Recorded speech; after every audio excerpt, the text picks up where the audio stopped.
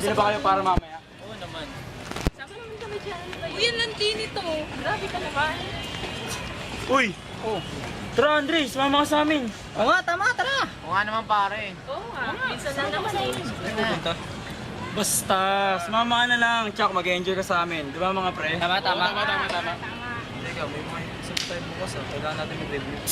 Andre naman, bago ka maging, masyado ka na matalino para dyan. Bago ka maging cum laude, mag-enjoy ka muna. Sumama ka na sa amin. Yan, tara. Yes. Tara, go.